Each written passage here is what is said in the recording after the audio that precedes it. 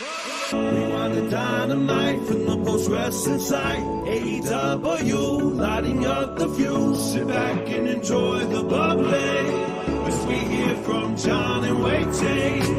Where we're going, we don't need roads. And if the buck stops here, this thing might blow. Everything you hear are opinions of the show. And if you don't like it, go to the forums and let them know. Hello and welcome to another edition of Rewind-A-Dynamite. I am John Pollock, joined as always by Wai Ting. It is Wednesday night, November the 8th. Hello, Wai. Hey, John. How you doing?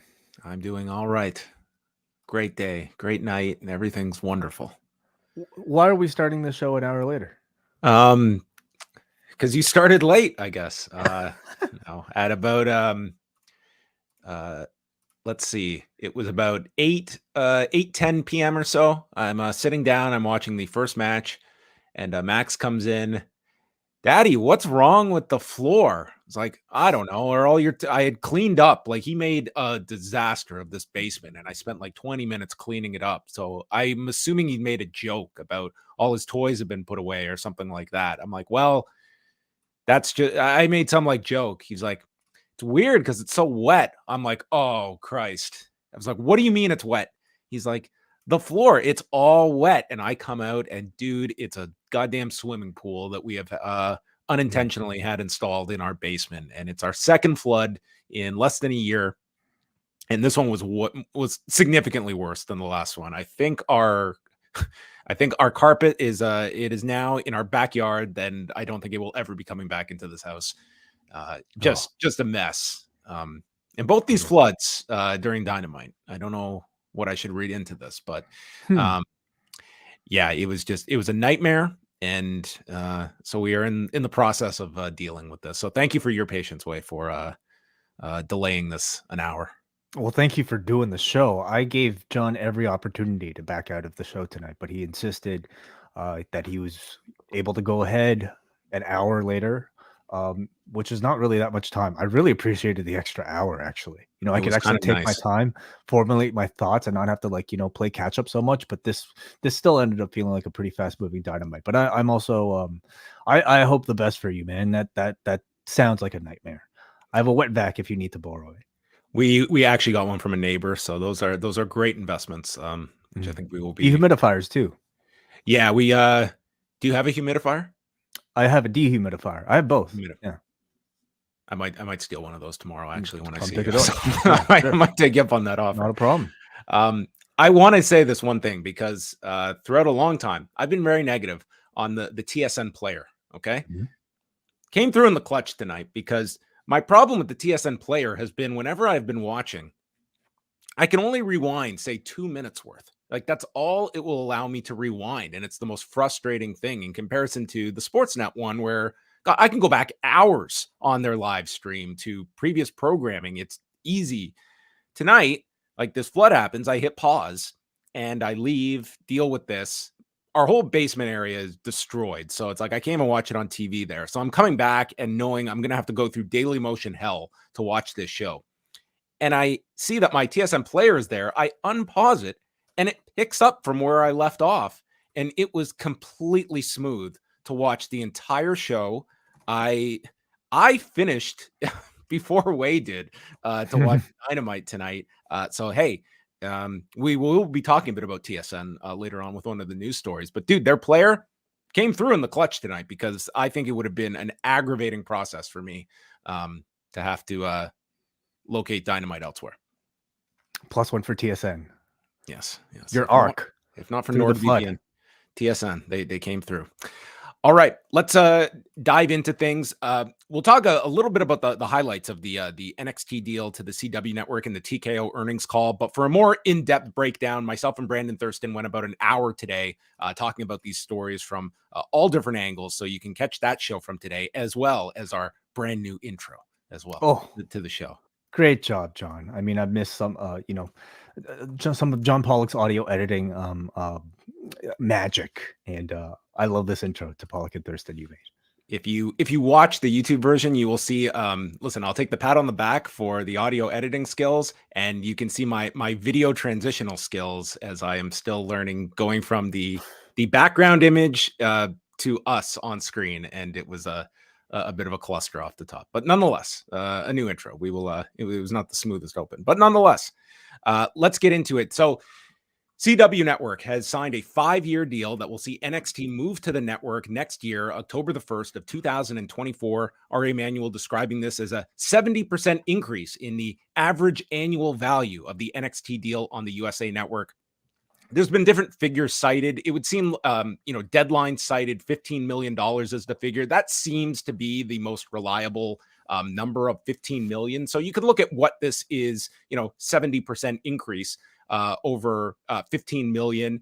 And I'm sure that there's escalators in this deal as well that they're looking at. This is moving to a broadcast network, although it is a much lower viewed one than your big four networks. But it's very much well, I'll say this. I think that it has the potential to be a step up for NXT, but NXT becomes prime programming on the CW network. It's not like this is a small fish in a big pond that they are going on to. Like, their numbers are ahead of CW's network average, and the number of homes, they are in more homes. It's by about like 7 to 8 million more homes than USA Network at present. So that's what we're looking at here. And this will be obviously the next big television deal for NXT that I'm sure they will treat with a big promotion going into it.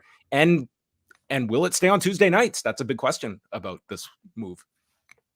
I mean, it seems to really cement, if this is not already the case, but really cementing NXT as no longer just developmental, but like really a bona fide third brand that I think continues to be a relevant part of like the WWE ecosystem and WWE storylines, and I can only see that growing now. So again, whatever the dollar amount is, it's a lot more than what they were getting now, what they were getting years ago when NXT began. So I can't see this being anything but a big win for the whole performance center concept.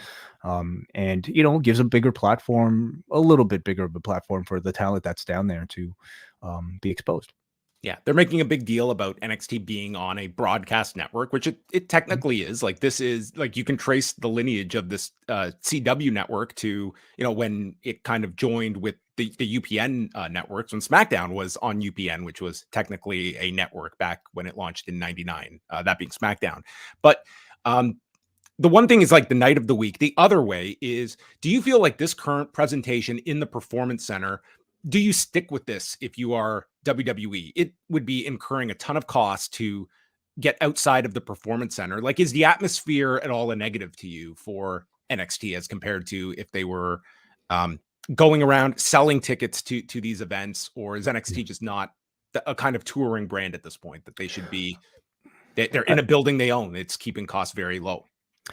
Right. Yeah. I certainly think at its scale, certainly in the PC, even when it was at Full Sail, I mean, it is going to be seen as the third brand. And I don't think that's a perception they're trying to change. They want to keep this on some level a developmental product that people appear on route to appearing either on a Raw or SmackDown. So I don't think there should be that much pressure for them to run any sort of tour.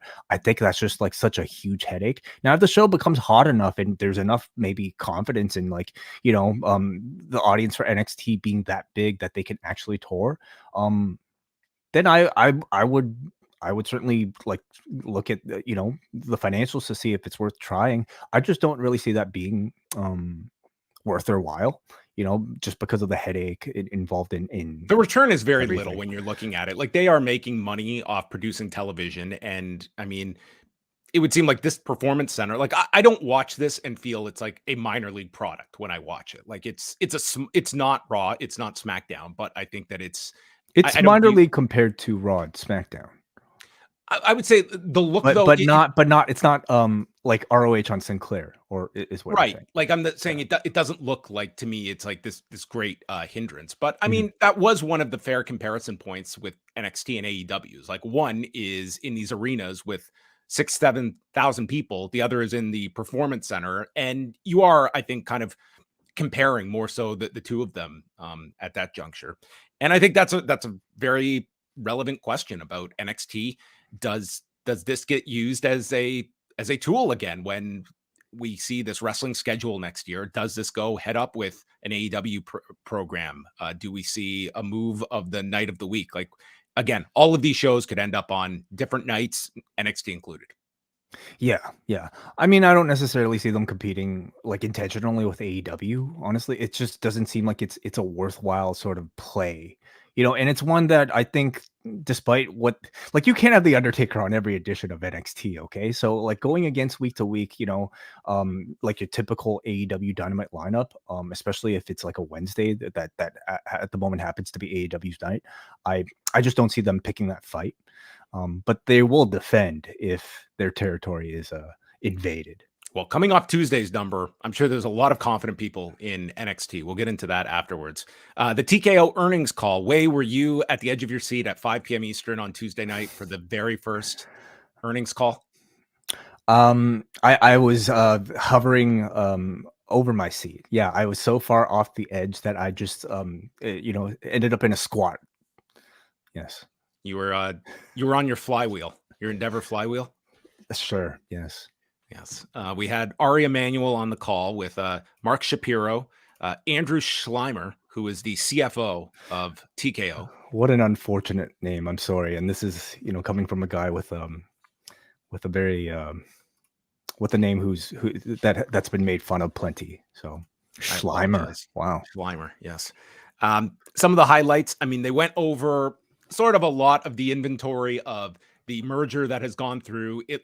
Like, I certainly took it to be that they are still looking at ways to find Wai's favorite cost synergies, which they identified at the high end of the range that we guided. So translate that into English. We came in and we were going to gut a ton of areas, and we did about as much as we felt we could, but they're still like identifying synergies in the IT area, marketing, financing, human resources, legal, and then other areas of overlap that you're naturally going to find between two live event touring companies in the UFC and WWE. They talked a lot about site fees, where they are continuing to grow. That's obviously a big aggressive push. It's site fees, it is increasing television rights fees, and it's working with a lot of governments that are willing to spend a lot of money. And it sounds like they are getting an enormous amount for this Elimination Chamber show in Perth that they called the largest site fee that WWE has ever received. That I have to think there's some kind of asterisk that does not include the Saudi Arabia money as quote unquote site fees, because I just, the government of Australia, there's no way they're spending $50 million for as great an event as the Elimination Chamber might be for their tourism. But yeah, they mentioned the Germany show as well. They had this television deal with the CW network to tout, and very happy with their SmackDown deal, and stating we'll have a lot more specificity in the next earnings call in February of 2024. But Ari Emanuel sees a lot of momentum for Raw, cited the ratings for all of its programming being up. There's no churn in our content. We're flexible and very high on where they're going to be going with Raw, stating we're having really productive conversations with multiple parties.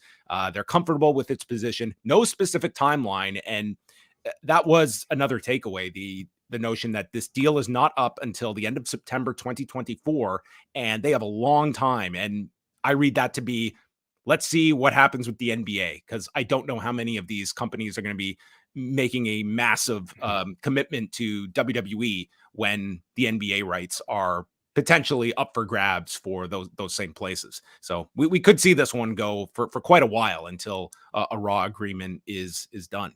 And then they spoke a bit about competition as well. There was like not really much in terms of the antitrust case, but competition is not new to them, and competition is good, said Mark Shapiro. They welcome competition because a rising tide raises all boats. Sure. Yeah, that is a theory. And suddenly the Undertaker appears on the boat. Sometimes the Undertaker kicks a hole into the opposing boat and it starts leaking water. I mean, that can happen too. So there you go. Much more discussion of this with Brandon Thurston on today's show. And just lastly, how has the stock reacted to any of this, if any? Very little. The TKO stock was down about a percentage point today, so not a whole lot of movement, both with the earnings call and with the CW network deal. Like certainly no kind of movement like we saw with the SmackDown rights agreement in comparison. Now we're going to talk about Canadian programming, and tonight this was actually during the NHL programming on Rogers Sportsnet. They made the announcement that the UFC is coming back to Rogers Sportsnet.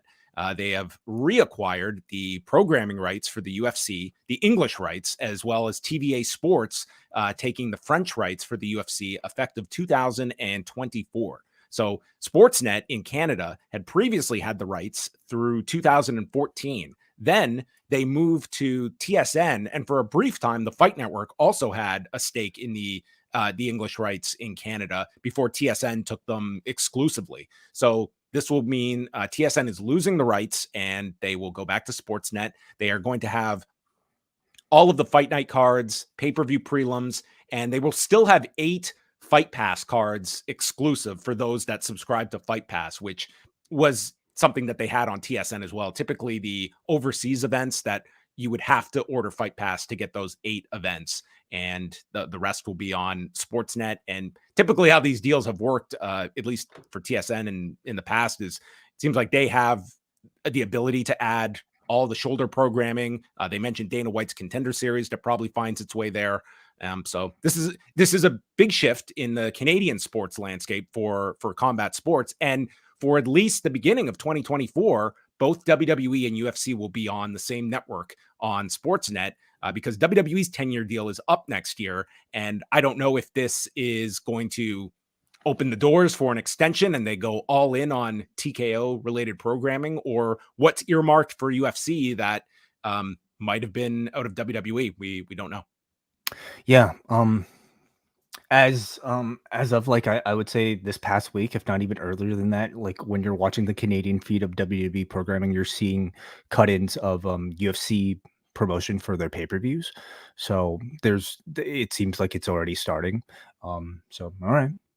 And this coincided with their official announcement of UFC 297 at the Scotiabank Arena in Toronto on January 20th, which we mentioned on Monday will be the Sean Strickland Dricus du Plessis fight for the middleweight championship. So that is your latest on the Canadian sports rights front.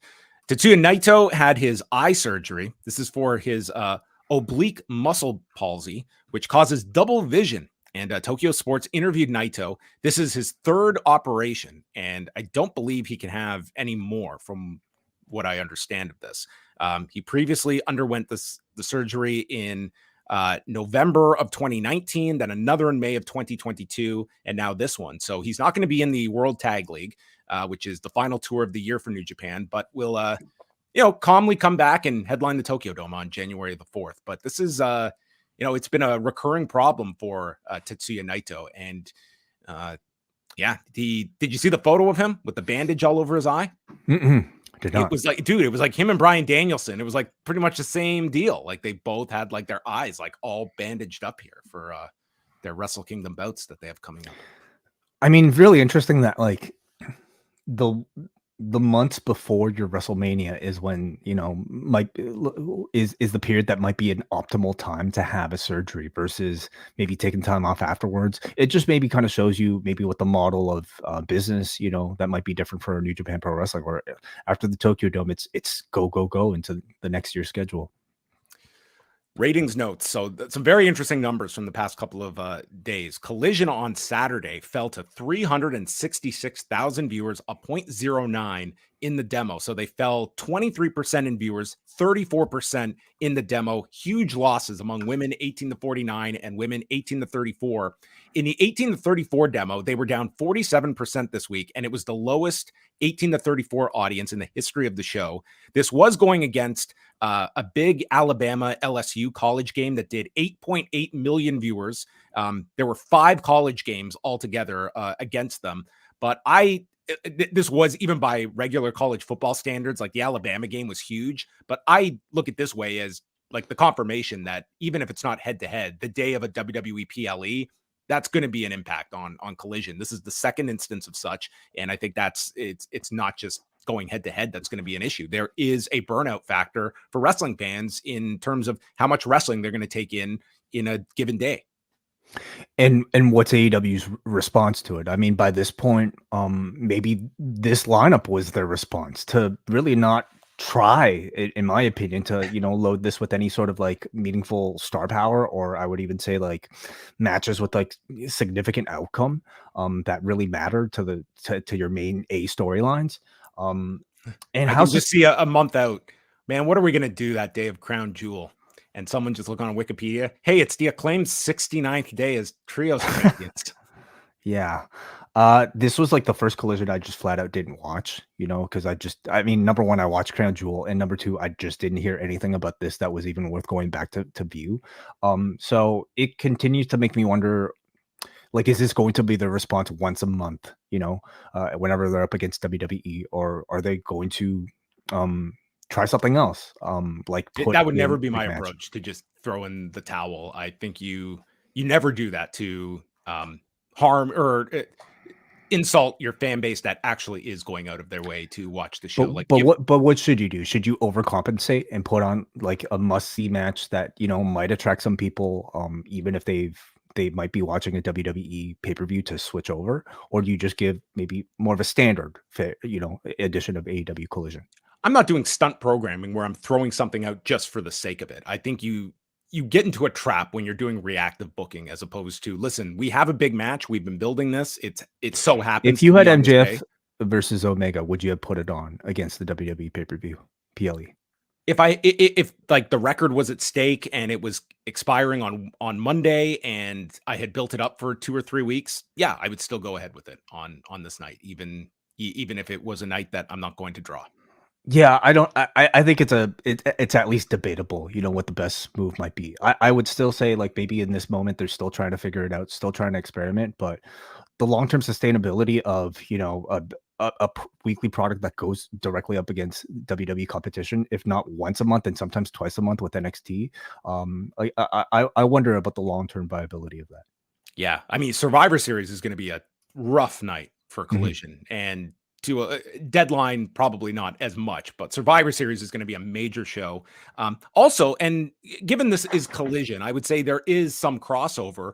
The fact you had a 5.5-hour New Japan show that morning, and it's not like that was a throwaway New Japan show. That was a really significant show. There was a match that everybody was losing their minds over, that I would say even a casual New Japan observer was going out of their way to see. So you may have had people that watched way more than just Crown Jewel on Saturday and Collision. At the end of the night, you look at this lineup. Okay, I'm taking the night off of watching wrestling. Raw on Monday night. This was up against Monday Night Football, but no World Series to contend with, and it resulted in a 9% viewership increase to 1,522,000 and a 0.47 in the demo. Adults 18 to 34 were up 22%, big spike in men, and 286,300 viewers on Sportsnet 360 in Canada. They're their highest number since August 21st. They tuned in and they were like, oh my God, it's Sami Zayn's moment. We missed it at Elimination Chamber. It's going to happen tonight in Wilkes-Barre, Pennsylvania. He's going to win the big one. And Canada was engrossed on Monday night. I directly see that correlation. I mean, Sami is our, for lack of a better word, our George St. Pierre. He is that big to us at this moment. So he's our Balrog. Huh? Wasn't that who George played in one of the Marvel movies? Batroc. Oh, that was. Yeah, you're thinking of a Street Fighter character. Balrog is that? Yeah, perhaps. Actors strike has reached a tentative agreement. Big story. I believe at midnight is when it's 12:01. Yeah, the strike will end as we are on. How are we going to celebrate when the clock strikes midnight during this podcast? We'll call Loki for his thoughts. Okay. Sure. We'll watch Street Fighter. I think they just delayed this so John could get through Crown Jewel, and then they're like, "Okay, let's sit down. Let's hammer this out. Let him finish up with Solo Sikoa, big star on the rise. Let him get this trip out of the way." Well, seriously, it was really expert timing from Cena. Committing to Crown Jewel, which really, it literally ended exactly the week that he was wrapping up with everything, with the story and the finish. Perfectly leading to the hiatus as well. It was kind of nuts. As was this number for Tuesday night. This was not the highest NXT number of the year, but it was the most impressive number of the entire year, in my opinion. They did 794,000 viewers and a 0.26 in the demo. So this was, again, not their biggest audience of the year, but it was still up 18% from last week, which was the second night of Halloween Havoc. And they were running against both Major League Baseball and it was Halloween night. But in the demo, up 29% from last week. This was number one among all sports programming on cable on Tuesday night. And this was their second largest 18 to 49 number of the entire year, one of their biggest 18 to 49 audiences ever in the history of the show. It's among the highest. 18 to 34 this week, up 43%. But the key difference was female viewership was through the roof. It nearly doubled in women 18 to 49, 18 to 34, 35 to 49, like across the board, it was in the 86% and above increases. In fact, women 18 to 49 and women to 18 to 34 higher for last night's show than Super Tuesday a few weeks ago. So this was a show that was built around some Iron Survivor Challenge matches, Braun Breaker and Von Wagner, and a face-to-face with Trick Williams and Carmelo Hayes. And I really do believe that I think you could probably come up with different reasons of what is clicking. I think overall the show is clicking. But this program with Trick Williams and Carmelo Hayes, I think is a big thing they have on their hands. And this overrun, they picked up 10% in their audience in that overrun as well. But the peak was the Braun Breaker Von Wagner match, which was followed by a backstage segment with Carmelo Hayes and a vignette with the Brawling Brutes, which would suggest like that match had been built up for several weeks on top of it. But I think overall people are into NXT at the moment. Like this was an amazing number and the lineup did not suggest like no significant main roster talent on the show. It was Alpha Academy and Baron Corbin, who's there every week. So you can't, unless it's the Akira Tozawa effect. I think this is a case of just NXT. This is a really, really strong number for the program. I think it's one of the big stories at the end of this year, John, is just like the sort of the rise of NXT as, you know, something that was a pretty beaten down brand, I would say, you know, last year with 2.0 and just everything to do with that. All of a sudden now, you know, making deals and, you know, switching networks and becoming an actual sort of like destination for the wrestling fan that already has so much wrestling to watch on their plate already. So yeah, I'm happy for everybody involved in that program. Do you think the news of the TV deal might have helped this number? I personally do, because it was just such a topic, you know, and I don't know what somebody would have expected to hear, you know, by tuning into a program. I don't think they even mentioned it on the show, as I recall. Like if they did, it was very brief in passing. They made no kind of big deal about it or anything like that. I mean, it probably might have push some people as well, but it's not as though it's like there was this big tune in at the beginning of the show and it withered out throughout the show. It's like very consistent audience throughout the show. And again, like the female viewership was gigantic this week. So very big numbers by any standards. Like the idea of NXT being number one on cable, like that was just impossible to imagine a year ago. All right, there you go. All of your news. And we will remind everyone Thursday, not recording it at my house, but instead from the Wai Ting Palace. It will be a special edition of Talk, as we'll be talking about, I think we'll be starting about home ownership. We'll be talking about insurance, HVACs. Yeah, humidity, like best humidity for your basement, weatherproofing tips, you know, all that good stuff. Yes, self-made pools, all that great stuff. It's people seem to enjoy our editions of Talk. We do them. We don't overdo them. So when we do a Talk, it's for a reason. So yeah, look out for that Thursday, postwrestlingcafe.com.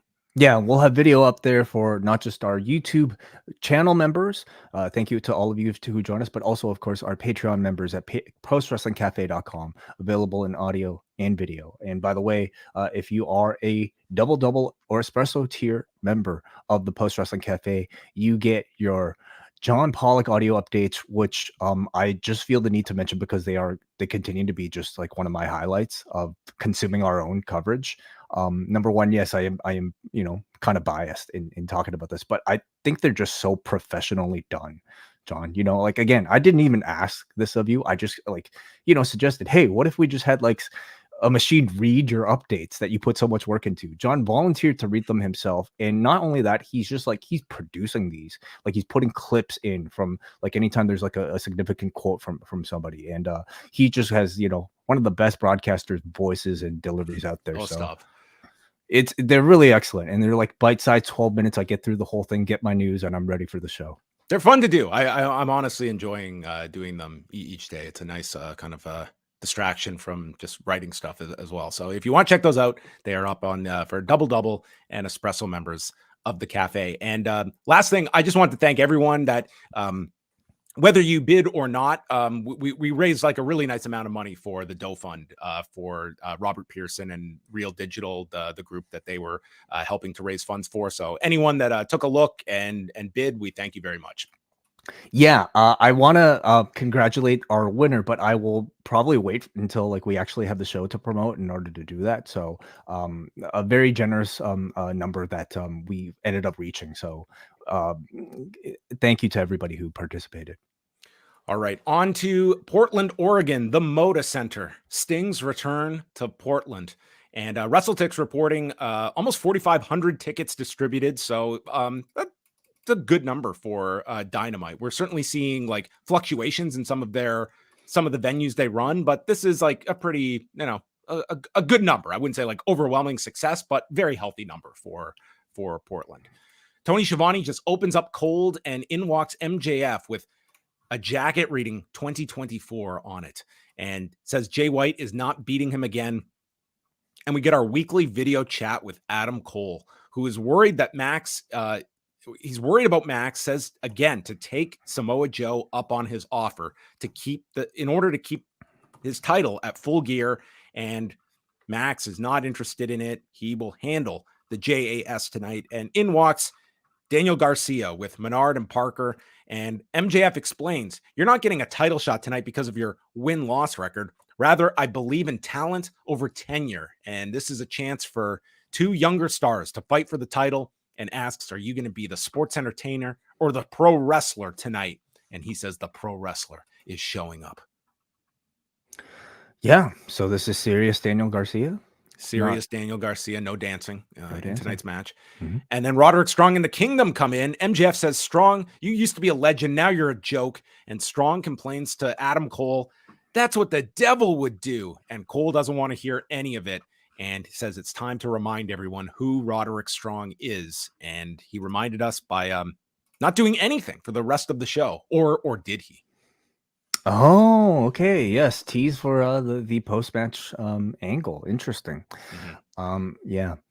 They really are setting the table here for, like, I think this is kind of part of the intrigue of where this is all leading. But you are seeing some of this, like you have Adam Cole constantly canvassing for Samoa Joe. You've got Strong that has some still relationship with Adam Cole and where Cole fits in with all of this. But I think that it's an interesting like story that they are certainly keeping top of mind on a weekly basis. Like they do not want you to forget about any of these characters, even though Strong and Cole are not even competing, not even like wrestling on the show, but they have a presence. Tonight, I thought was more significant than usual, with I guess a forward movement for the Devil storyline, as we will discuss, with the show closing angle. This is the second week, I believe, that they've actually done one of these cold opens, just strictly with no intro and just the interview with Tony Schiavone in the background. And I generally like them. I think they're like a good way to, start the show off with the star power and sort of like the forward moving momentum of actual content that they seem to like, when they typically start the show off like with a match, sometimes without even introductions. Typically the most eyes on the show too, and you're introducing your top story rather than waiting later in the show for it. Like you are setting the stage for the whole show with this story. Yeah, as opposed to like starting off with a match, I kind of prefer like having just more of a talking segment just to kind of lead our way into what I consider to be like, the meat, if you will, of, the whole dinner with wrestling. But I did feel like they crammed a little bit too much in here, John. You know, you had MJF reacting to getting pinned by Jay White. You had Cole telling MJF to join Samoa Joe. Then you had the interaction and promo exchange with Daniel Garcia to set up the main event. And finally, you had this stuff with Strong in the Kingdom. Like, by the end of this 2-minute thing, some of the stuff earlier especially felt like it was just kind of insignificant noise. I really feel like they could have just split this up into 2 different segments, you know, like start the show off with like MJF wanting to talk about the loss of Jay White, then get into I don't know, talking about Daniel Garcia, and then later on do the stuff with Adam Cole. I think they just might cram a little bit too much here into like 2 minutes of a 2-hour show. Well, we go to MJF and Daniel Garcia, which is the first match on the show for the AEW Championship. There's a sportsmanship chant as MJF offers his hand and works on the arm and shoulder of Garcia. And Garcia sold this really well later in the match. And they put an emphasis. It's 2 guys under the age of 30. And I don't know if this was taking, like last week felt like the extreme for a lot of people when it came to the older performers that are getting showcase roles on this program. And not to say this was like a clean sweep, but overall, this show had a vibe to it that to me was emphasizing like a lot of the more youthful talent on this show. Like, yes, you still had your stings, but this was also a show that I feel like some of that was taken to heart on this show.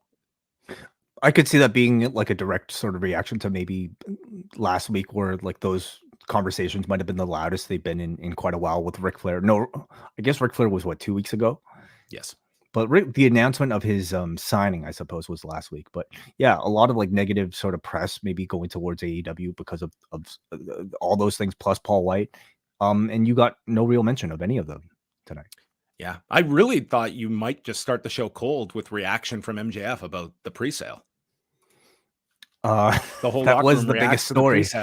Yeah, it was the biggest story. What's the password going to be? Yes. So the match continues. There's a hammerlock DDT by MJF. Heatseeker gets blocked and then misses with the Panama Sunrise and tweaks his knee. So Garcia goes after it and he tries to lift MJF, but all the work he's done on the arm, he can't lift him. So he does a 1-arm pile driver. And then it's Garcia going for the Dragon Tamer, which gets reversed into Salt of the Earth, and MJF submits him in 10 minutes and 37 seconds. Mm-hmm. I thought this match ended a bit quicker than I thought. I don't know about you, John. You know, I thought there'd be a bit more back and forth towards the finish here with at least like maybe one big Garcia near fall.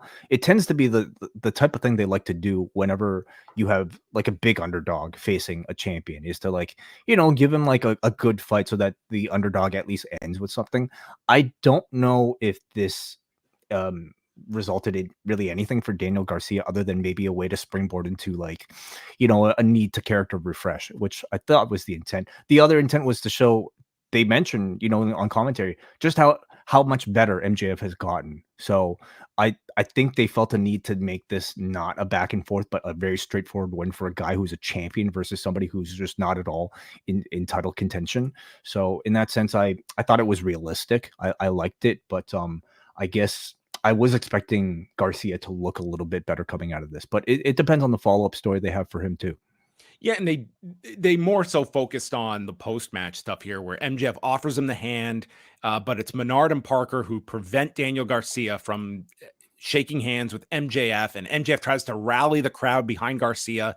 He tries to go up to MJF, but again, Menard and Parker stop him. So it is kind of what they were doing with Bryan Danielson last year, and I think they're getting now more. This is more of the breakout for Daniel Garcia rather than reeling him back into the JAS, which was, you know, they teased him leaving, but ultimately he doubled down with the JAS. This time he's probably ready to break out of this group and do something meaningful with him once we get through this pay-per-view. And anytime he's appeared on camera doing anything significant, the crowd is fully behind him. So it seems like they're getting ready to break him out as a solo babyface. Sting and Darby Allin against the Outrunners, Turbo Floyd and Truth Magnum. And we get a shout out. Tony Schiavone mentioning that it was Jim Valley who brought up that this is Sting's first match in Oregon since 1989, his second match ever in the state. And Jim Valley was in attendance at Dynamite on Wednesday night. So awesome. I'm a big fan of One Jim Valley. Same here. Darby gets run into the barricade, and the Outrunners do their pose. Sting lays them out. Stinger splashes, Scorpion Deathlock, and submits Magnum in 258. If there was a match to say that we had a match involving 65-year-old Sting or 64-year-old Sting and Darby Allin, whose shoulder, God knows what damage is done to it, this was about the safest match that these guys are probably going to wrestle this month. And I'm totally okay with that. 100%. This crowd went nuts they just wanted to see Sting, to give us a splash, give us the death drop or the Scorpion Deathlock, and they love this. This was everything this needed to be. When we're talking about a man basically on his retirement tour at 65 years old, I don't need him taking needless bumps. Okay, his bump card is already more than full. He's he's doing 3 matches this month, which is a tall ask of I would say for Sting and for Darby. So when we define a wrestling match, and this is the beauty of professional wrestling, you can cater a match however you want to the limitations of a person. Sting didn't take one back bump in this entire match, came in here, did some punches, no sold this like double elbow from the Outrunners, Stinger splash Scorpion, waved to the crowd goodbye. Everybody leaves home satisfied. Okay, we didn't get a dive. Save that for the pay-per-view. I don't want to see him give out those dives, on free TV. So make me pay for it. Again, I'm the type of person who just loves to give my money away. So, but I need reason to. Right? Could they ever live it down if this retirement tour was thrown off course because of the Outrunners match? God, that would be so sad.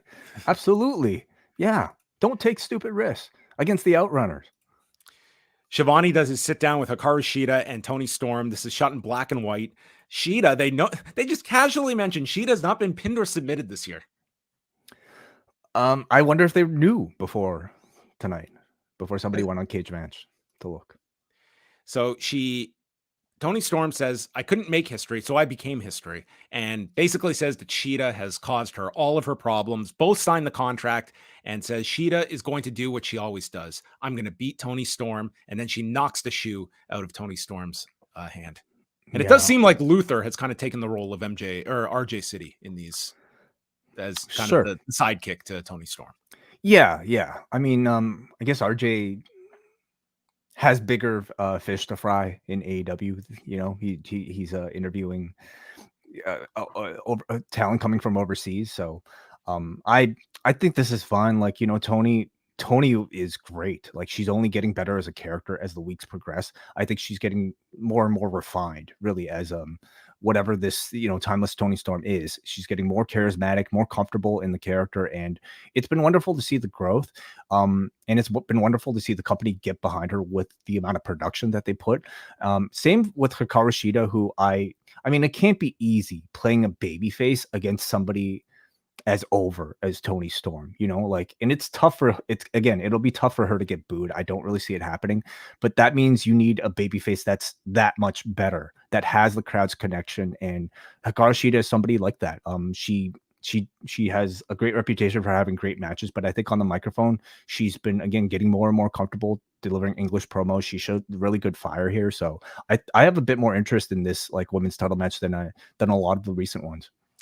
I think Shida has her work cut out for her for her role. Like, on top of it, like, you would think if there's going to be an elaborate entrance on this show, it's Tony Storm in Los Angeles coming out, which is going to have the crowd immediately, if not, like, they're already going to be behind Tony Storm, and that is just going to put it that much over the top. It's a tough role to be in for Hikaru Shida, but we'll see how they fare.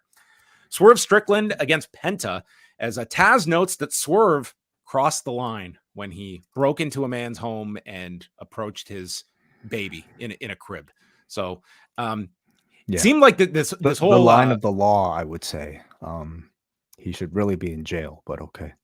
This home break-in seemed to be taken a lot more seriously this week than last week, where it was Hangman Page needs a better security system. Yeah. I mean, the Chiron guy maybe got fired. Okay, like we don't know what sort of reprimand went down. Hangman also got a lot more angry this week. It was like last week it hadn't quite settled in because Swerve wasn't in the building, right? I mean, I'd still be pretty furious if I was Swerve in the building. I don't even remember at this point. Too long ago. He was Brian in the chat room will correct me, I'm sure. So Swerve counters Made in Japan. Penta stops a JML driver. Penta then leaps over the turnbuckle into a destroyer on the apron, follows with a double stomp, and then Penta is like caught doing a leapfrog out of the corner. And Swerve just takes him by the legs and flips him over into the turnbuckle. Swerve missed a 450, so Penta snaps the arm. Made in Japan for a great near fall. And then the Fear Factor is stopped. DVD, he snaps Penta's arm. So in theory, we have 2 broken arms here in this match, but I think they'll heal okay. And then he hits the Swerve stomp in 13 minutes and 22 seconds. A very enjoyable match, I thought. Yeah, really, really excellent match. Might have been my match of the show, actually. I thought Swerve, again, continues to just be amazing to watch, both on the mic and in the ring. He'll often like retweet something that he'll be working on that he was able to execute in a match. And something I've seen floated around, I don't know if it was from him or from somebody else recently, was like this powerbomb pickup into a power slam that he did on Collision that just looked beautiful. He did a variation of that like powerbomb pickup, this time into like a DVD. And you know, there are also like these other sequences that he'll do. Like tonight, he did this like series of kicks in this match to Penta through the ropes that ended in this like Swerve stomp. And there's so many interesting and creative and again, like smoothly executed sequences you'll see from Swerve. And it just tells you that, you know, despite I think how much we've been applauding his character work recently, the man has not stopped evolving in ring, you know, and he really is like starting to become like a really special performer in this company who seems to excel in every category that this business sort of like demands of its top guys. So I really think he should be in the title picture sooner than later. Now, like MJF is so tied up with, you know, all this, everybody on the roster, basically. You still have Adam Cole waiting to come back. So it leaves me wondering, like, well, when is the Swerve going to really get their chance? But he's definitely on the precipice. You would think that naturally the winner of this rematch coming out of Full Gear should, I mean, the thing is MJF has like 10,000 challengers lined up, but you can add a name to it with this winner of the Swerve and Page match at Full Gear for whoever you're going to, like, you need to have like that's a big match for Long Island opposite MJF, if that's what you're expecting to headline that show, which I think everyone is. Yeah, but I'm not just talking about a challenge, you know. I think like a real, like a run, which I think Swerve should definitely be in line for. Swerve goes to unmask him when Hangman charges with the chair, attacks Swerve on the ramp, and then hits him with the dead eye off the stage, telling Swerve, "You're a dead man, and I upgraded my security." He got a camera for his front door. Perhaps. Gets it right on his phone. Yeah. And the bonus is that his Amazon packages aren't being stolen anymore. Well, listen, there's a problem with that worldwide, I think. I thought Hangman was great here. Like, this was a much needed correction for me. Like, to me, the baby angle was like, it was pretty over the top. But if you're gonna do that, like, it has to be like on site. Okay, this is Jorge Masvidal seeing Colby Covington on the street. Okay, that's the reaction you got to have, regardless of your plea agreement. This was the reaction. I'm gonna pretend that this was the first week after the man approached your baby in your home while you were at work. Right. So Brian does correct us. Swerve was there, came out late during the Elites match last week, but I mean, I'm guessing he didn't arrive into the building until Hangman left. So that's my explanation. Okay. Alex Marvez interviews Bullet Club Gold, and Jay White was not impressed with MJF's Google Trends promo. I thank MJF for that line, and says it was as lame as tofu, and says the reason you use graphs is to mask your insecurities. While I am truly elite. Ooh. Man, take your Google Trends.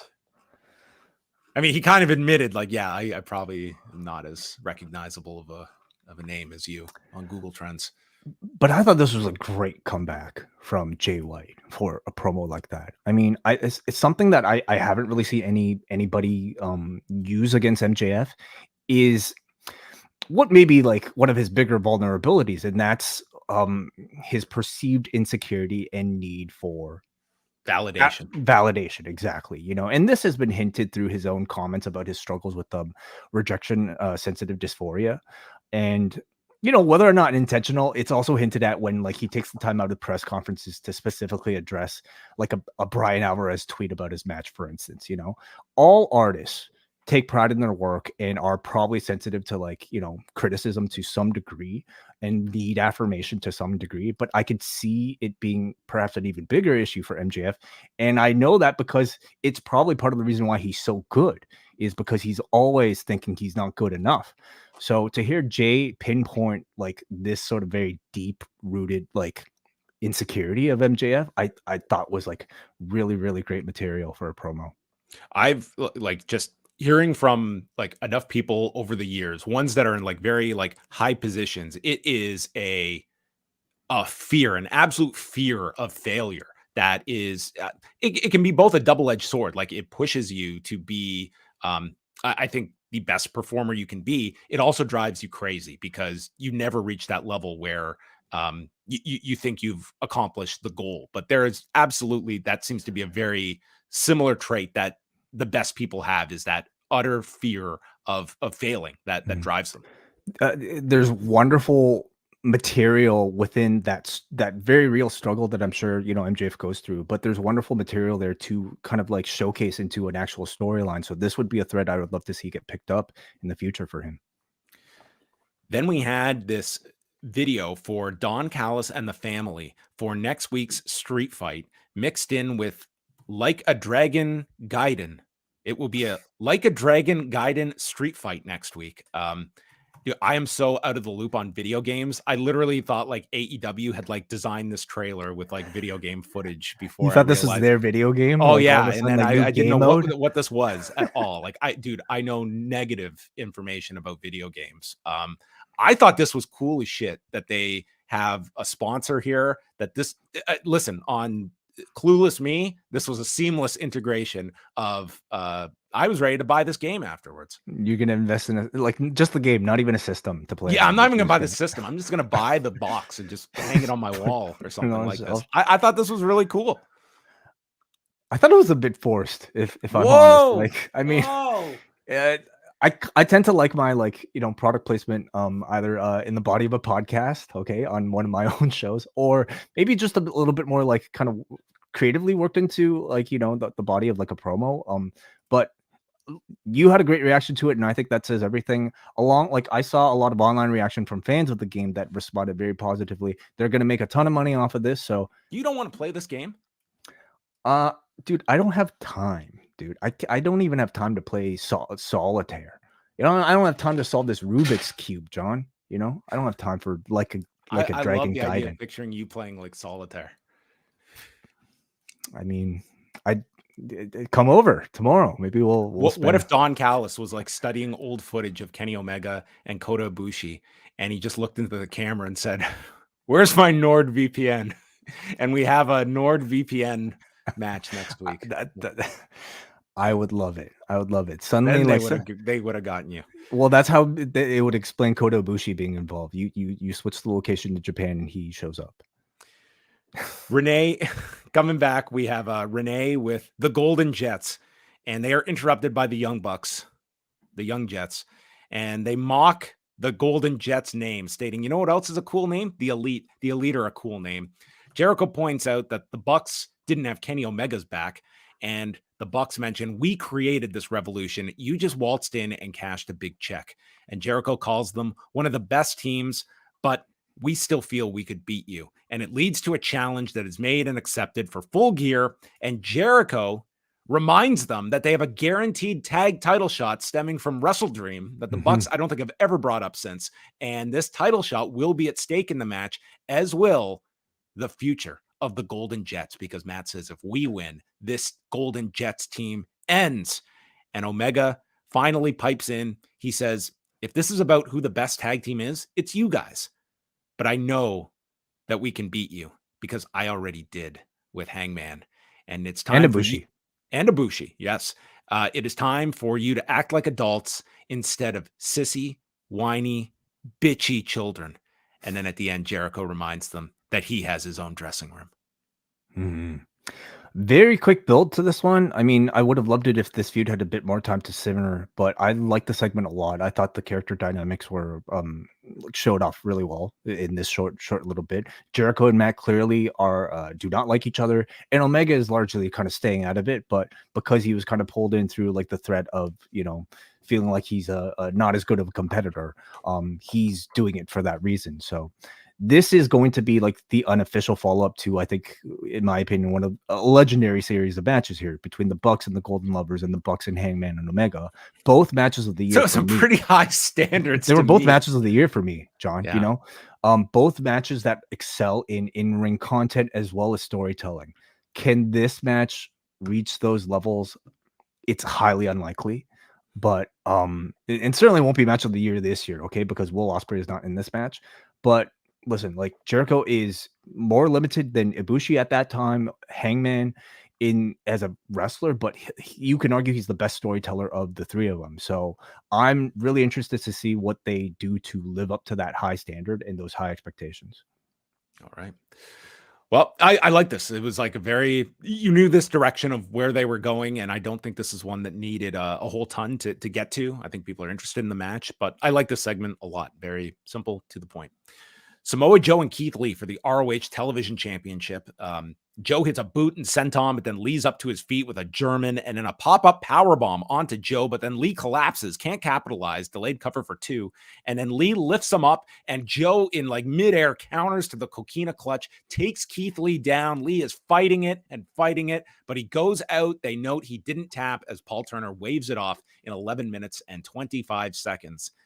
And then Joe gets onto the mic and calls himself the greatest ROH television champion of all time. And there were no arguments from this crowd. They all cheered this. Like, yes, you are. Who's second? Television champion? I don't know. Can you name another ROH television champion? I mean, there's tons of guys that have. Or get somebody who's known to have a significant ROH TV title run. Mark Briscoe would be one. No, this has been a great run for Joe, and I would say he has been like one of the strongest representatives of this version of ROH. It's been a long run. I don't know if I'd exactly call it a great run, to be honest, dude. Like, how many significant TV title defenses can we actually name from Joe? I mean, the pay-per-views he's been on most of the pay-per-views. I don't think he's been on all of them. Joe has been great, but he's been great regardless of this title. Like, I just feel like it's been a prop for him, and it's just not been a significant thing at all. Well, apparently so, because he said he didn't come here to merely be the TV champion. Hunger defines the greats, and tonight I vacate this title because the next gold on my shoulder will be the AEW World title, whether Max likes it or not. And just like that, this near 1-year title reign is over. That's it. I think it's cool, you know, Joe. Like, I mean, he's already competed for the championship and you know, had great chemistry with Max in that program, and this just kind of further pushes him into that serious territory without needing to drop the ROH TV title in sort of like any sort of loss. I think a bigger, more interesting year and a half, dude. He won this in April of last year.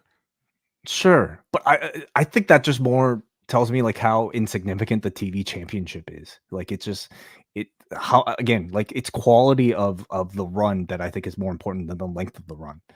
Still though, I don't disagree with your overall point, but watching this, if I was someone that does not follow ROH, boy, was I told that this is like absolutely meaningless to be following any ROH stuff. Like this, it felt like just so trivial. Well, here's the other thing, like this final battle show coming up. I mean, looking at the poster initially, we were going to get like the Bucks and Paige. We were going to get Joe, and now one by one, like Vacant and the Gates of Agony. Those are your sub-ins. Yeah, they'll probably crown a new champion at the pay-per-view, I would think. I guess so, but I don't know. Like, sorry, it's not even a pay-per-view, is it? It's Honor Club. PLE? Yeah, just Honor Club. So yeah, he vacates the title. Like I didn't think this did a whole lot for the belt, but I can't say Joe is Joe is more important than the belt. I guess so. I just look at this like you spent a year and a half on this title reign. Was this is your ending? Like it just felt. But again, I don't even think there was real conscious effort to like prop up the ROH TV championship. He just happened to have it for 574 days because they forgot. They forgot. Okay, well, that's it. Orange Cassidy and Hook. Cassidy addresses Moxley and says that, You're the only person I've been thinking of since you left me in a pool of my own blood at All Out in Chicago. I didn't pick up the pieces of Phoenix. I picked up the pieces of the international title that you left, and I need to beat you in order to be the champion I know that I can be. At Full Gear, I will beat you. Serious promo from Orange Cassidy, no gimmick attached to it, and I think it's time. Like, we've already seen this before. Now it seems like it's a more regular, consistent thing where he doesn't just kind of do the lackadaisical thing anymore. He will speak passionately like a real person, when just like, we accept that he'll wrestle like a real passionate competitor when the time comes. So I think it's the appropriate evolution of the character.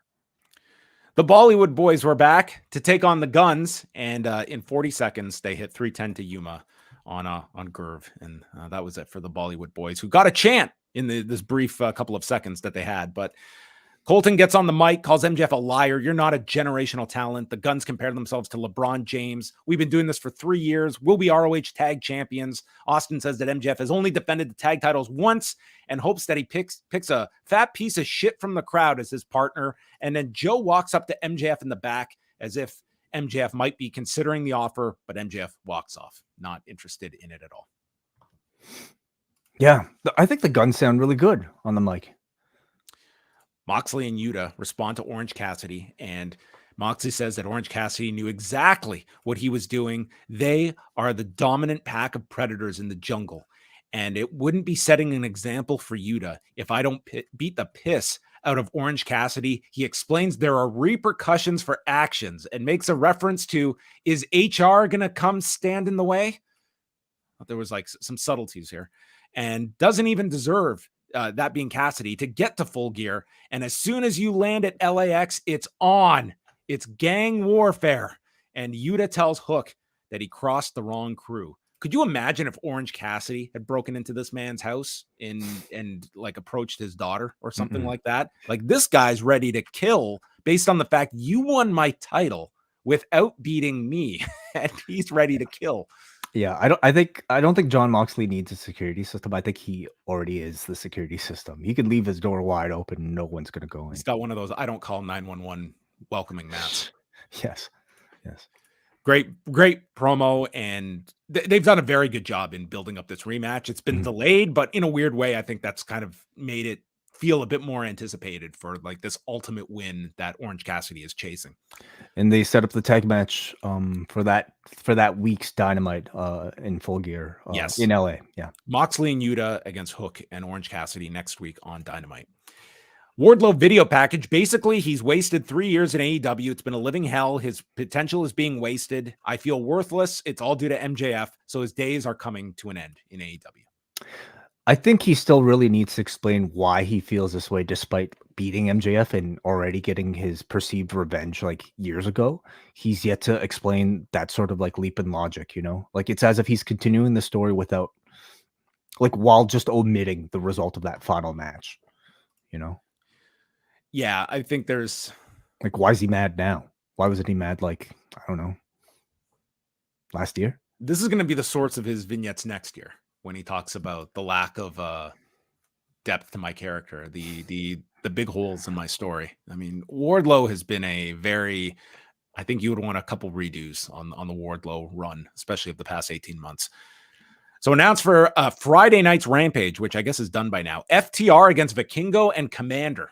Love it. This is exactly the Rampage booking. I have really been enjoying Rampage of late. I really get into this hour on Friday nights. I just turn it on, and it's, again, like, this has no storyline ramifications, but dude, I'm stoked to watch this match. I'm sure it was excellent tonight. Collision on Saturday. Rush and Dralistico will take on the Workhorsemen and Sting, Darby, and Adam Copeland against Lance Archer and the Righteous. How many back bumps does Sting have to take in this one? Probably none. None. Okay. Three-way, like, it's a trios, like, so let Copeland carry the weight in this one. And then Dynamite next week in Ontario, California. It's got the Gaiden, like a dragon Gaiden street fight. I'd love for you to review the video game. Forget Dynamite. I don't need to hear that. I couldn't even tell you what system this thing is on, but I would love to play it. It looked interesting. Then we go on to Julia Hart and the returning Red Velvet, who she had a triple threat match against Julia Hart and her knee brace in this match. This knee brace was like giving her trouble during this match. I don't know. Like Red Velvet, she just seemed like just felt kind of off in this match. Like it just seemed like there were some moments where I didn't sense it myself, but maybe I could watch closer. Well, I mean, she came in, like both of them did the splits. They mentioned their first match from 2 years ago. You remember that one, Way? Red Velvet won the match 2 years ago. There's body shots by Red Velvet, as they note her father was a boxer, and she gets knocked off balance off the turnbuckle. And then the headline story that we skipped over, forget this TKO earnings call, WWE to CW network. Julia Hart turned 22 today. I feel so old, man. It felt like yesterday when she was like 21. I don't know. She was yesterday 21. Okay, not 21, but like she is our barometer of like old and young. Just like an incredibly young human being, and that means I'm that much older too. She Red Velvet hits an iconoclasm, gets a 2 count, and this is where she's like playing around with the brace, and I think it was just like she wasn't, I think, used to like working with this brace on, and was just like adjusting it. And then Hart hits a moonsault off the top in 8 minutes and 27 seconds. And I think among, like, we talk about like headbutts and like some like very like sick looking moves, but one that is going to be drilled in my head forever is Hardcore Holly taking that moonsault from Kurt Angle, where Kurt comes down on his forearm and like shattered his forearm. And there's some moonsaults I watch, and this is one of them. And it's just like, I just hold my breath as like the moonsault is being hit, because that's a 23-year-old spot, but it has a piece of real estate in my memory. Julia Hart was not even born when that happened. Man, I really set you up for that one. Yes. Hart wins here. 8.5 minutes. They did go through a break here.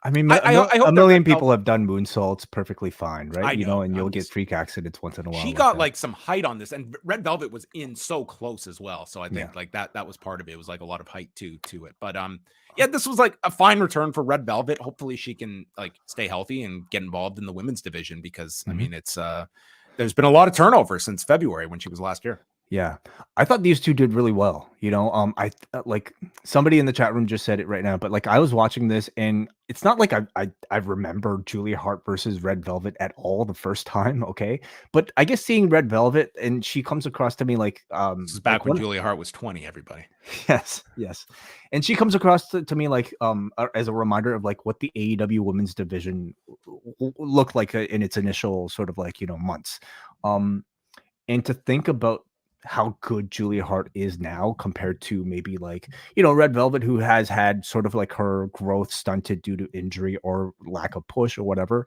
like just shows me how good Julia Hart has gotten. She's so much more confident in ring. She's a very full character now. She's kind of like leading the storyline amongst this, this sort of a TBS title pack here. And I thought she looked really good. I thought Red Velvet, looked very good too for somebody who's coming back after like a long layoff. So I thought she didn't really look too timid to me. Like she was doing like standing moonsaults, and she was working really fast, I thought. So this was like a rare women's match this late into the show that actually like had the full crowd engagement of like the rest of the show. So considering how little we see both of them on Dynamite, I think it's a huge win for both of these two. So their first match was July 14th, 2021. So I stand corrected. Julia Hart was 19 when they had their last match. A lifetime ago. Yes. And now we'll get the rubber match in 2 years. Sure. I'm sure it'll be an eternal battle between them. But afterwards, she applies the Heartless submission. So Sky Blue comes down to confront Hart. Hart is searching for the blue mist, as whether Sky Blue has it inside of her mouth. Statlander and Willow come down as backup. And then Sky is checking on Red Velvet, and Julia Hart takes off and exits. We go to the back. RJ City introduces the newest signing by AEW, Mariah May. And she comes in and she mentions coming from Stardom and is a big fan of RJ City's. And she's also a big fan of Toni Storm. And she just gets all excited when talking about Toni Storm. And when RJ says, I can introduce you to her. So it seems like we're going to have the understudy of Toni Storm in Mariah May. Brilliant. I love it. What an excellent idea for a character that not only is it a great way of introducing somebody who's completely nameless, and like, hardcores will probably have heard of Mariah May, through like her run in stardom. But your vast audience like will have no idea who she is. I But think it's a breath of fresh air that someone comes on and it's like, I have not heard of this person before. Like, I yeah. think AEW could use some of this, like, signings that are like looking to the future rather than the past. Right, sure. But she immediately becomes relevant because she's attached to like the hottest act in the company right now in Tony Storm. I think it's a great way to further the Tony Storm character as well by having somebody underneath her. Now, this could be an understudy situation. It could also potentially be a stalker situation, which I'm kind of hoping for a bit more because Like she said, she went to Stardom because of Tony Storm, and now she's here because of Tony. Like she's literally Exactly. made career moves and uprooted herself Yeah. through the influence of Tony Storm. It's been a long time since we had Mickey James and Trish Stratus. I think it'd be what a wonderful remake if we want to use movie terms. Yeah, I thought this was a great arrival for Mariah May. Like tons of like just commanded the screen here for a brief backstage segment. I thought like this was not like an overly done like introduction. It was not like massive signing. Tune in tonight. Why put that on somebody? Like this was just the way to introduce someone and with a story that you're kind of intrigued to see how this develops. And it seems to promise like a character that will get plenty of screen time and dialogue, which is rare for somebody not from the WWE in AEW. So I hope they treat this one well. And the main event, Jay White, Mark Briscoe. And my God, this crowd that was told if Mark Briscoe wins, he will challenge MJF at Full Gear in the main event. And man, did this crowd, they were ready to plop down their $49.95 for Mark Briscoe going for that AEW title. They were so into Mark Briscoe here. Like it is remarkable for a guy that it's not like he gets tons of television time, but I thought he was just such a great babyface in this match. And Jay White was tremendous as well. This was I did quite enjoy the Penta Swerve match. That probably was like the best match of the show, but I really got into this main event. They went 14 minutes and Briscoe slaps Jay White to the floor and eventually White catches him with a DDT. The Bullet Club Gold are getting involved. And then there's a dragon screw in the ropes by Jay White. And then Mark comes back with a DVD and Froggy Bow. And boy, did this crowd buy into this as a potential finish. Like they're going to beat Jay White. Mark Briscoe's going to get this shot. Uranagi by Jay White. Then he goes to the chop block, counters a Blade Runner into an exploder, and then the Jay Driller gets stopped. It's Jay White with the sleeper suplex, a brain buster. And then after Mark stops the Blade Runner with chops, there's another sleeper suplex, spikes Mark onto his head and hits the Blade Runner to win the match. 14 minutes, 6 seconds.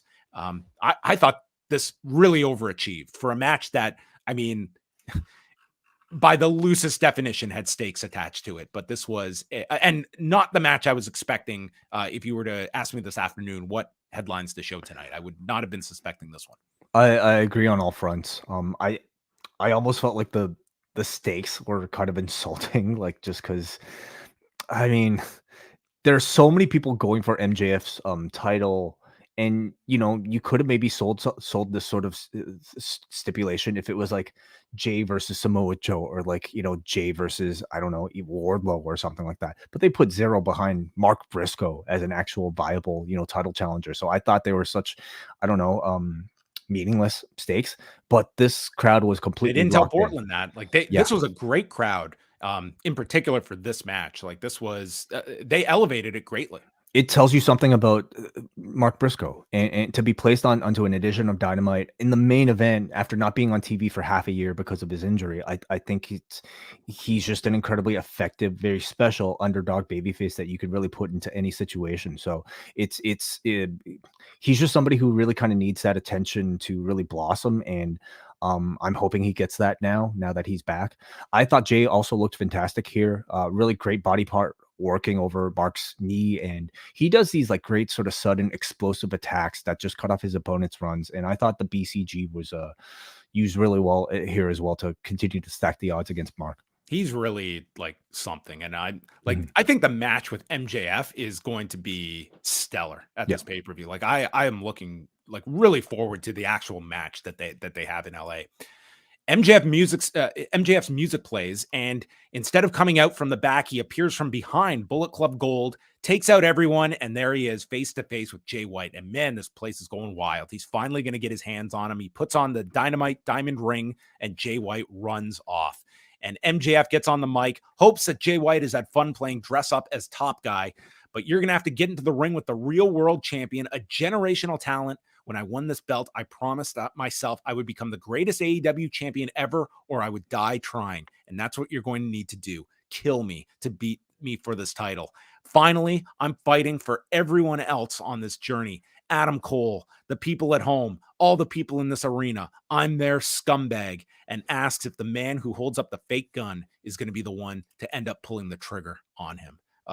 Like, it is so hard sometimes for a babyface to like truly cut through, and you read this and it sounds like just like pandering babyface stuff, but dude, he has remarkably made this transition, and we have seen him stumble along the way. I think he's very much throwing a lot at the wall to make this babyface turn, and we've seen him heavily rely on comedy, trying to hold on to key elements of the old character, so he's not completely divorced from that personality either.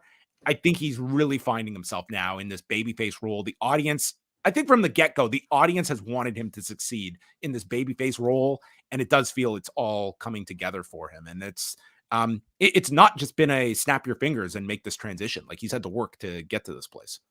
Certainly, yeah. But I mean, one thing's for sure, and it's that he's an incredible promo, and he could be an incredibly great serious promo whenever he wants to. And he gave you a great example of it to close the show tonight.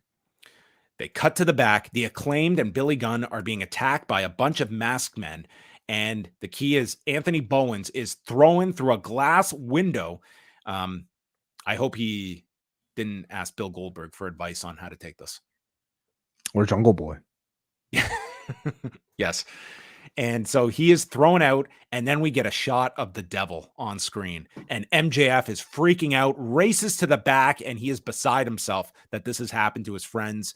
He is looking all concerned, and then Samoa Joe walks in and just laughs at the carnage and walks away as MJF is left to literally pick up the pieces of the Acclaimed.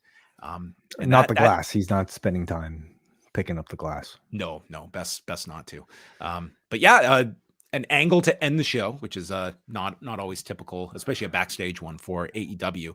I will say this: we clearly have seen the shifting of Dynamite, and this was a show that I would say like had some very good wrestling on it, but it's not like it was just an in-ring show. There was a lot of story on this show, and I thought this was a much like a rebound from last week that I thought was a pretty negatively received show. And I'm sure there are going to be the detractors of this show. Like, this is still being like a very storyline heavy show, but I thought this was such a more effective show in terms of my interest for Full Gear going in and coming out of it, from MJF and Jay White that has taken to me a more serious tone and getting away from this title being stolen. Hangman Page suddenly realizing, wait a minute, that was my baby that was in that crib that Swerve was talking to. The Buck stuff with Omega and Kenny Omega, with Jericho and Omega. Like, I thought they did like a lot of good stuff to build up the pay-per-view on the show.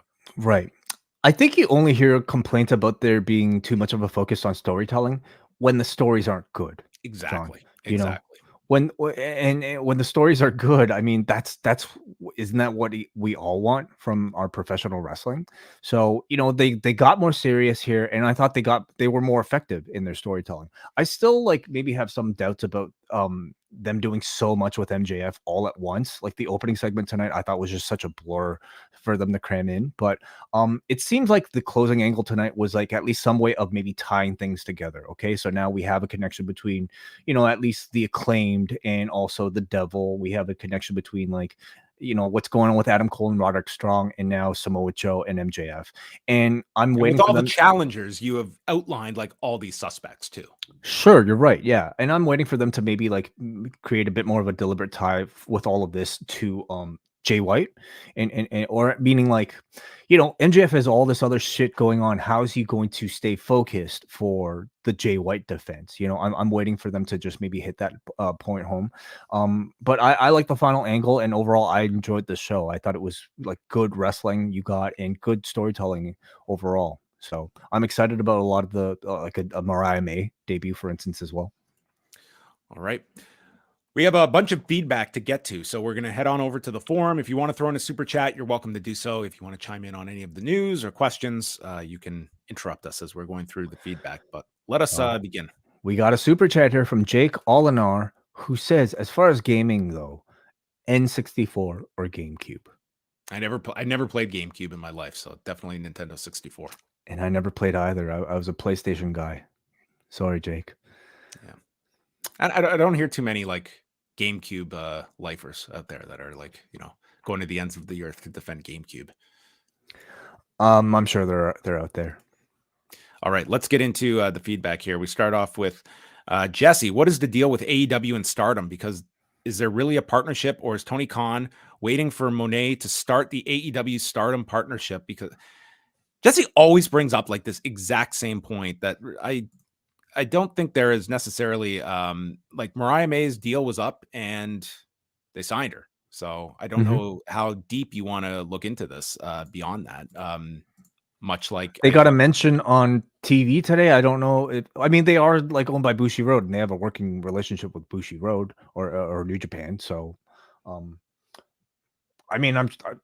like, what, okay. Is there conflict, with their relationship with anybody else, that prevents them from doing something with Stardom or getting Stardom talent over to work? No, I don't think so. Like you had a Tommy like wrestle on, what was it, like a ROH once? Yes. So I don't know if there needs to be, a press release. Hey, we have an official working relationship, but like, I feel like talents are able to come and go as they want. All right. We got a Mr. Kane who says, well, this was just inconsequential until the end. I wonder if there really is such a thing as dynamite fatigue. Maybe we need to reboot and bring back the original roster. Can we contract tamper and get Cody Rhodes back? MJF versus Garcia was okay. Some well-executed wrestling moves and transitions, but it didn't get to that second gear. I wish they would have sold the pile driver spot if they were planning to go to the finish soon after. Swerve and Penta was insane. They both went out there and just delivered in their unique haphazard looking way. The gun squashing the Bollywood Boyz is almost as much a travesty as not getting more turbo floored on my television. As of now, I can't see myself making that drive from San Diego to LA for any of the AEW happenings next week. I'd rather watch it in the comfort of my own home using my new favorite VPN. P.S. Samoa Joe does not care about your meat chants. Samoa Joe just wants to kill. Next up is Alex, who writes, great to see Red Velvet back. Big fan of her offense and her willingness to do stuff like getting beeled onto entrance ramps. Overall, one of the more enjoyable Dynamites for me. Leaning heavily into bell-to-bell action with a roster like that. Can't go wrong.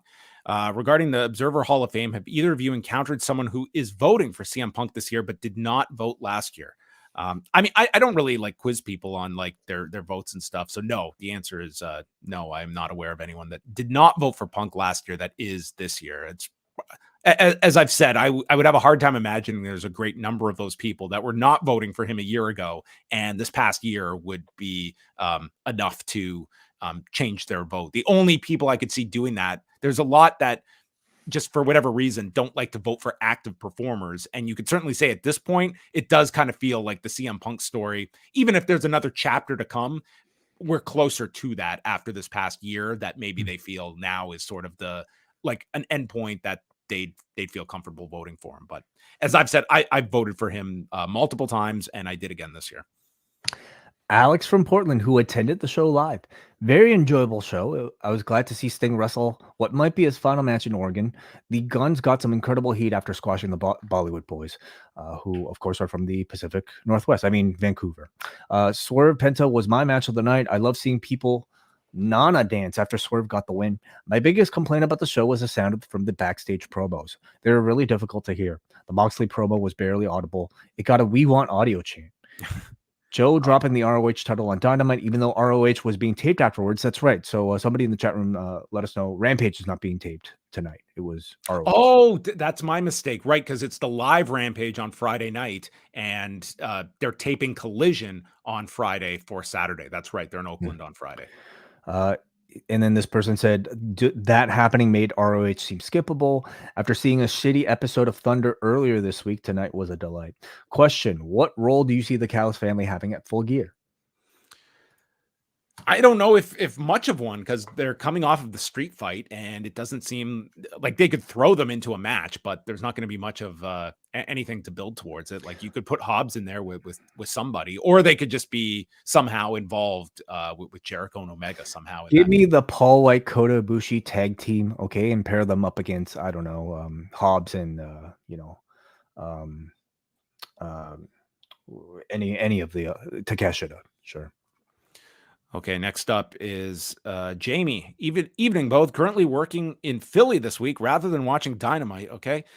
Swerve and Penta was great. Had some great chemistry throughout and some lovely spots. Mark Briscoe was given some shine on the show, which was good. More please. And the ending has got everyone guessing. Real glass, anyone? Okay, well, there you go. Everyone was on top of that one. I do feel that the potential change in the Full Gear main event story was even weirder this week, especially with Joe going after MJF in his promo. Wardlow too. And although we know that Mark wasn't going to win the spot, it really hammers home that Jay White isn't winning at Full Gear with what's lined up for him.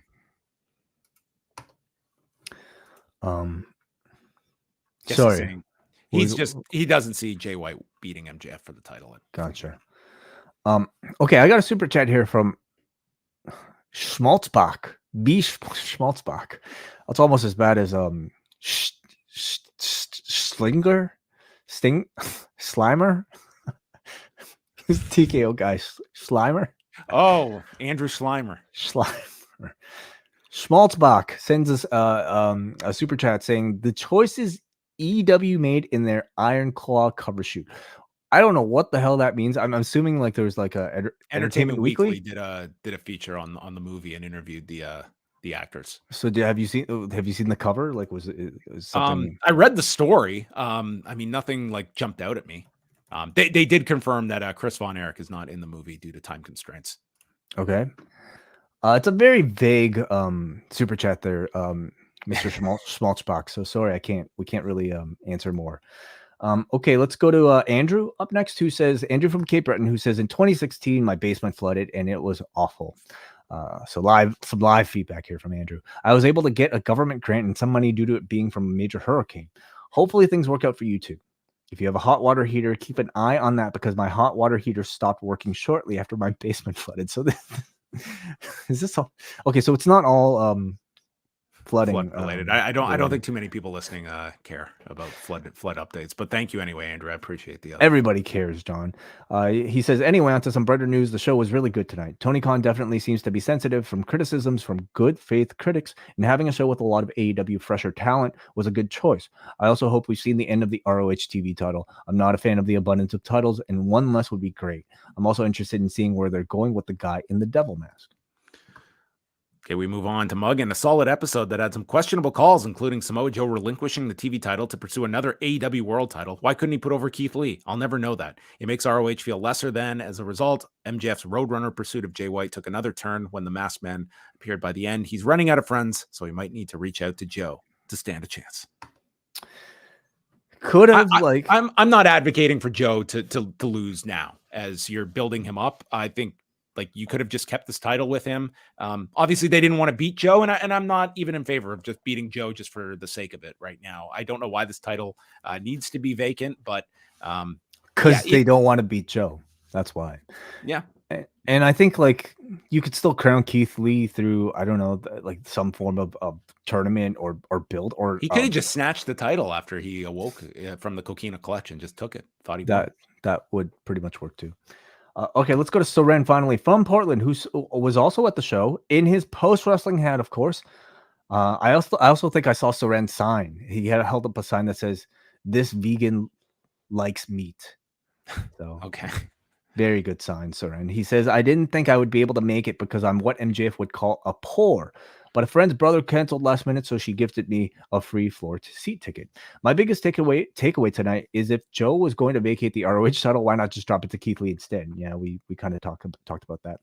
I don't have much else to report other than the crowd was red hot all night long, as we don't get big shows out here. That said, I've never seen a TV show so empty. The arena was only half full. Practically the whole hard cam side was empty seats. I've been to house shows in the past that had more people at them. I know these are hard economic times for most, but that's probably a big factor.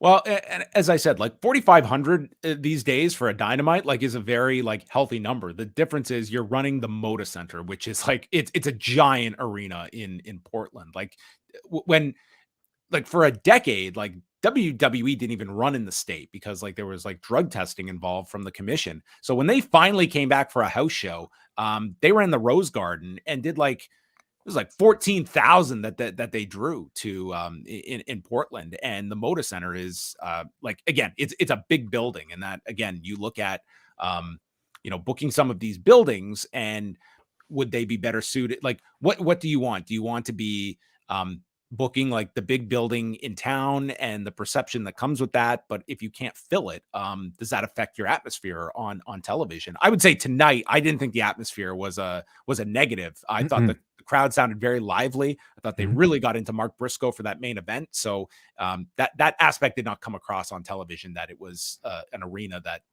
I'm certain live, it might've had a different feel when you can see the enormity of the arena. Yeah, like you really could have fooled me if you felt like it felt cavernous, being there live, because I thought they sounded and I thought they looked really good on camera as well. Yeah, I'm just looking like this thing is listed as having a capacity of 20,000 people. Like this is where the Trailblazers play.